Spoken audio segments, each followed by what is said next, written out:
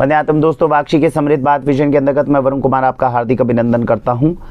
आज हम डिस्कस कर रहे हैं डाइट प्लान, थायराइड का, PCOD, PCOS, polycystic ovarian syndrome के बारे में हम बात कर रहे हैं और थायराइड के बारे में। अब आप कहेंगे सर पीसीओएस और थायराइड को एक ही वीडियो में क्यों अटैच किया? इन दोनों का तो आपस में कोई लिंक नहीं है। थायराइड ग्लैंड से रिलेटेड है, पीसीओएस जो है वो ओवेरियन के साथ में, ओवरीज के साथ में एसोसिएटेड है, फीमेल फर्टिलिटी से जुड़ा हुआ है। तो इसका एक मेजर रीज़न ये है कि दोनों जो हैं वो हमारे एंडोक्राइन ग्लैंड के सिक्रीशन से संबंधित हार्मोनल जो प्रॉब्लम्स है उसके अंदर आते हैं, और यहीं पर कहीं ना कहीं इन दोनों का डाइट प्लान जो है वो सिमिलर करने के चांसेस जो है वो बन जाते हैं। अगर बॉडी के अंदर हार्मोन से रिलेटेड, जो हमारे बॉडी के हार्मोन्स रिलीज होते हैं, कहीं ना कहीं डायबिटीज़ भी जो है वो भी इससे एसोसिएटेड है, लेकिन डायबिटीज़ को हमने थोड़ा सेपरेट रखा हुआ है। तो क्योंकि इसमें बहुत सारी चीज़ें ऐसी नहीं है जो, हालांकि मैं आपको बता दूं पीसीओडी के अंदर और थायराइड के अंदर डायबिटीज़ का, इंसुलिन का जो है वो एक अच्छा खासा रोल आता है। इसीलिए मैक्सिमम केसेस में जब इसका ट्रीटमेंट किया जाता है तो डायबिटीज़ का ट्रीटमेंट साथ साथ किया जाता है। ये भी इसके प्रोटोकॉल में जो है वो जो है संबंधित होता है। लेकिन मुख्य रूप से आप समझें कि अगर थायराइड है और पीसीओडी है, खासकर ये वीडियो महिलाओं के लिए हैं, बच्चियों के लिए हैं, और आप इसकी जो इमरजेंसी है वो इस तरह से समझ सकते हैं। मेरे ख्याल से अगर मैं एक अंदाज़ा लेकर चलूं, इस वक्त मेट्रोपॉलिटन सिटी में हर 3 घर में से 1 घर के अंदर थायराइड है, यानी 33 से 35% महिलाओं को मैं अंदाज़ा मानकर चल रहा हूं थायराइड इस वक्त रहेगा। और जो पीसीओडी की प्रॉब्लम है इसको मैं अंदाज़ा मानकर चल रहा हूं हर 8 से 10 लड़कियों में 1 को पीसीओडी और पीसीओएस अभी है। जबकि आप देखें हमारे लाइफस्टाइल बिगड़ने में अभी 10-15 साल से पहले हमारे लाइफस्टाइल इतने नहीं बिगड़े थे। 2002 से 3 से मान लो 2020 तक, अंदाज़ा अभी 15 से 17 साल हुए लाइफस्टाइल के ढंग से बिगड़ने में। 95-2000 तक तो हम अच्छा खाना खा रहे थे, ठीक ठाक अच्छा लाइफस्टाइल हमारा था। 2000 के बाद बिगड़ना शुरू हुआ और 20 साल के अंदर यह हालत है कि हर 8 में से 10 बच्चियों को, महिलाओं को पीसीओडी और पीसीओएस की प्रॉब्लम आ गई है। और इसकी आप ग्रेविटी को ये समझिए, अपने आसपास देखिए कितने आईवीएफ सेंटर्स खुल रहे हैं। फर्टिलिटी जो है वो एक मेजर इशू है। पहले बच्ची माँ नहीं बन पा रही, और अगर माँ बन जाती है तो बच्चे के लिए दूध उत्पन्न नहीं कर पा रही, और हमारे पास में इसके लिए वीडियोस, ऐसा दूध नहीं आ रहा, अब रातों रात आप कैसे इलाज कर देंगे उनका? तो इसीलिए इस बात को समझें। अगर मेरी ये वीडियो महिलाओं तक, बच्चियों तक जा रही हैं, अपने बच्चों को समझाइए, लाइफस्टाइल आपका अच्छा होना बहुत ज़रूरी है। अगर बच्चों की आप शादी करने के लिए आगे बढ़ रहे हो तो उससे 1-1.5 साल पहले उनके साथ बैठिए, उनको बोलिए कि बेटा अपने शरीर के ऊपर ध्यान दो, क्योंकि जैसे ही शादी हो जाएगी उसके बाद में एक्सपेक्टेशंस रहेंगी आपको खुद से, माता पिता को आपसे। उस समय पर अगर आप एक्सपेक्टेशंस नहीं करते हैं तो कहीं ना कहीं फिर पूरी ज़िंदगी वो डॉक्टर्स के चक्कर अपने को लगाने पड़ेंगे। तो ये इस साइकिल के अंदर जाने से पहले जो इन समस्याओं का समाधान होना ज़रूरी है, उसी के ऊपर मैं वीडियो आज की बना रहा हूँ। तो अब संक्षिप्त रूप से जानते हैं, डाइट प्लान एग्जैक्ट बता रहा हूँ सुबह से शाम तक का। अगर थायराइड की प्रॉब्लम है, पीसीओडी की प्रॉब्लम है, तो उसके अंदर कैसा डाइट प्लान होना चाहिए। सुबह 6 से 7 बजे तक उठे, तांबे के बर्तन के अंदर रात को पानी रखा हुआ था, सुबह आराम से गर्म करा, आराम से बैठ कर पिया। तो ये पानी आपने पीना है। क्यों पीना है, वीडियोस में मैंने बहुत बार बता चुका हूँ। अब ये पानी पीने के बाद में दूसरा क्या तरीका होता है, पानी पीने के बाद में कोई ना कोई एक अच्छी औषधि शरीर में डालना। अगर किसी को थायराइड या पीसीओडी की प्रॉब्लम है तो क्या चीज़ शरीर में डालनी चाहिए, कौन सी औषधि है जो सबसे ज़्यादा काम करेगी? तो देखिए, सर्दियों का अगर समय, अब मैं आपको एक काढ़ा बता रहा हूँ, इस काढ़े के अंदर वो सारी औषधियाँ डलती हैं जो पीसीओडी में और थायराइड के अंदर आपको बाहर निकालने में मदद कर सकती हैं। तो लिख लीजिए, सुबह पानी पिया, पानी पीने के बाद फ्रेश होके आए, अच्छे से पेट साफ होना चाहिए। अगर पेट साफ नहीं होता है तो फिर कॉन्स्टिपेशन की जो वीडियो है पहले वो देखिए, ये सारी कुछ छोड़ दीजिए। अगर आपका पेट अच्छे से साफ नहीं होता है सुबह और आपको मोशन जाते हुए प्रेशर लगाना पड़ता है, तो मैं पहले बता दूं, जिसका पेट डाइजेस्टिव सिस्टम अच्छा नहीं है वो इसमें से कोई प्रोटोकॉल फॉलो नहीं करेगा। वो केवल आईबीएस की या कॉन्स्टिपेशन की वीडियो देख के पहले उसे ठीक करेगा, और उसको ठीक करने के बाद में इन चीज़ों में आएगा। तो अगर पेट साफ हो गया फिर आप बनाएंगे वो औषधि जो आपको थायराइड और पीसीओडी से बाहर निकालने में मदद करेगी। ये बनेगी कैसे, उसको लिख लीजिए, नहीं तो मैं स्क्रीन के ऊपर मेंशन कर रहा हूँ। एक आपने सॉसपैन लिया, सॉसपैन के अंदर 1.5 कप आपने पानी डाला। पानी डालने के बाद में आप डालिए उसमें 1/4 चम्मच हल्दी। हल्दी का कर्क्यूमिन परसेंटेज कितना, कम से कम 5 से 6% होना चाहिए।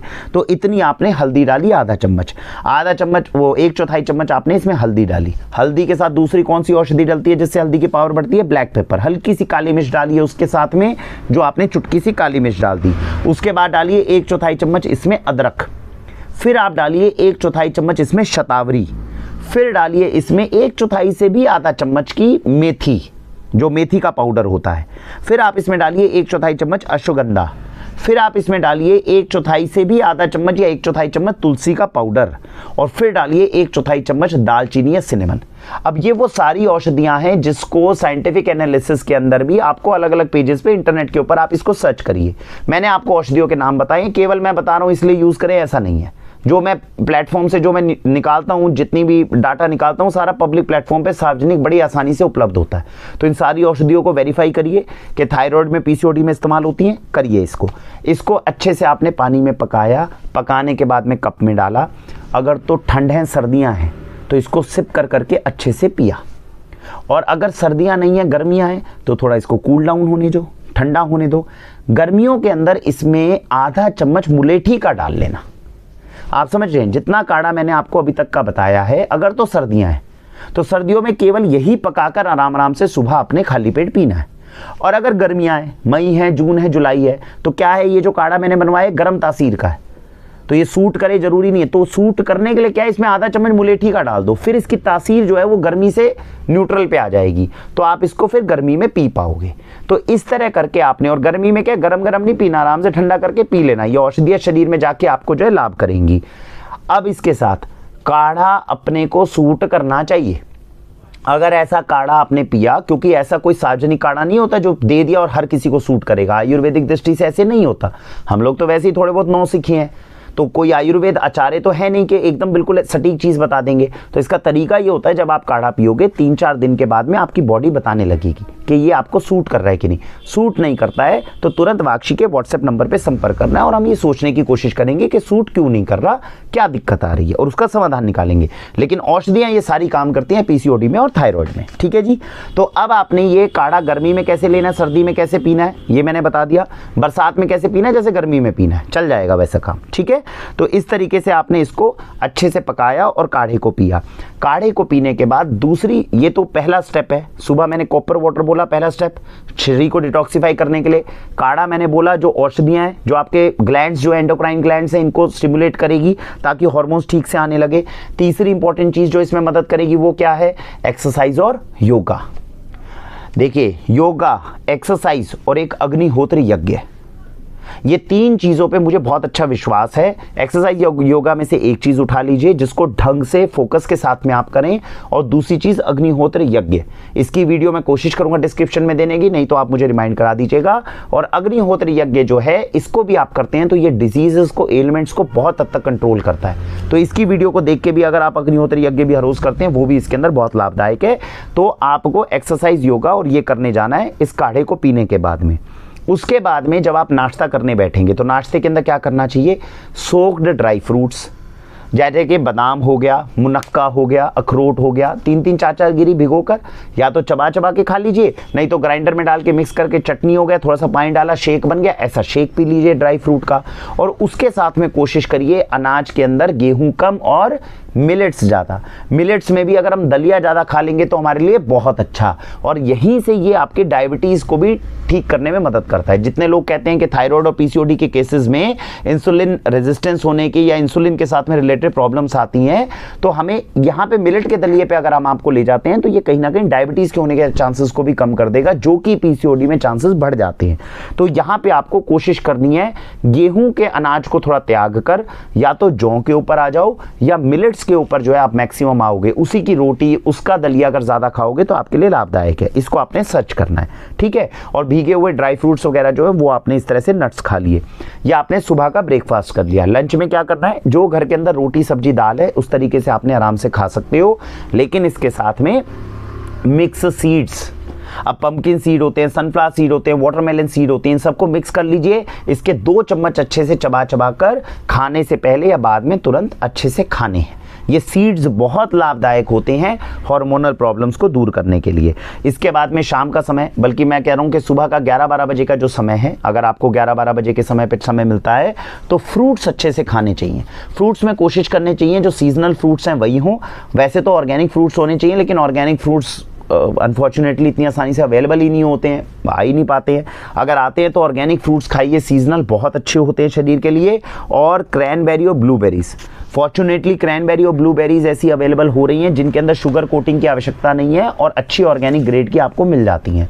तो ऐसी थोड़ी क्रैनबेरी ब्लूबेरी एक एक 2-2 चम्मच आपने खा लिया 12-1 बजे दोपहर के समय पे। फ्रूट अच्छा मिल गया तो 12-1 बजे फ्रूट्स अच्छे से खा लिए। तो ये आप उस डाइट प्लान में जोड़ लीजिए। और शाम के बाद में आपने रात को वही मिलेट के साथ में दलिया खा लो या उसकी रोटी खा लो, जितना दलिया खाओगे उतना अच्छा। आखिरी जो सबसे इंपॉर्टेंट चीज है वो ये कि रात को सोने से पहले हल्दी का दूध पीकर सोइए। 1 कप देसी गाय का दूध लीजिए, नहीं है तो ये देसी गाय के दूध का पाउडर अवेलेबल होता है अच्छी गौशालाओं में। तो आपने 1 कप देसी गाय का दूध लिया, उसमें आपने 1/4 से आधा चम्मच हल्दी डाली, जरा सी काली मिर्च डाली, इसको अच्छे से पकाया आपने। पकाने के बाद में आपने ये जो दूध है ये आराम से रात को पिया और उसके बाद में आप आधे पौने घंटे के बाद में सो गए। तो ये आपने पूरे दिन की दिनचर्या और डाइट प्लान को समझा, जो हमारे हिसाब से पीसीओडी में या थायराइड को टैकल करने के अंदर एक अच्छा रोल प्ले कर सकता है। और मेरे हिसाब से अगर आपको इसको यूज़ करते हैं, और ये हल्दी का काढ़ा अगर सर्दियों में, क्योंकि मैक्सिमम सर्दियाँ जब आती है तुरंत वाक्षी प्रमोशन शुरू करती है हल्दी के काढ़े का, तो सर्दियों के 3 महीने तो इसको बिल्कुल मिस मत करिए। सर्दियों का टाइम बहुत अच्छा टाइम होता है जिसके अंदर आप इन सारी चीज़ों का सबसे बेस्ट लाभ ले सकते हैं। गर्मियों में इंसान जो है वो ज़्यादातर लाभ नहीं, कम लेता है। तो आप अगर सर्दियाँ हैं तो उसके अंदर तो बेहद लाभ लीजिए। गर्मी में अगर हल्दी का काढ़ा होगा तो उसमें मुलेठी मिलाकर उसकी तासीर को ठीक करके आप यूज़ कर सकते हैं। तो हमें उम्मीद है कि इसके माध्यम से हम आपको थायराइड और पीसीओडी के डाइट प्लान के बारे में थोड़ी चीज़ें बता पाए होंगे। इसके साथ में आप अपने विचार साझा कर सकते हैं। अभी तक मैं थायराइड और पीसीओडी के डाइट प्लान को किसी को यूज़ नहीं करवा पाया हूँ। कुछ केसेस भी इस तरह से कम आए, कोई इतने ज़्यादा आए नहीं। और कुछ हमें भी थोड़ा सा अंडरस्टैंडिंग ये होती थी कि हल्दी का काढ़ा अभी तक हम केवल सर्दियों में इस्तेमाल करते थे। ये पहली सर्दियाँ हैं जिसके अंदर मैंने मुलेठी का उपयोग करके इसकी तासीर को बैलेंस करके अनुभव करके समझा है, तो मैं आपको इसमें मुलेठी का उपयोग जो है वो बता पा रहा हूँ। तो इस तरीके से, लेकिन आप थायराइड पीसीओडी में इसमें करेंगे तो मुझे पूर्ण रूप से विश्वास है कि आपको लाभ अच्छा खासा मिलेगा। बाकी आप अपने आयुर्वेद आचार्य से डिस्कस करें, जो भी अगर आपको लगते हैं कि आसपास अच्छे हैं जो इसमें और गाइड कर सकते हैं। जितना ज्ञान हमारे पास था वो हमने आपके साथ में साझा करने की कोशिश की है। भारत वंदे मातरम।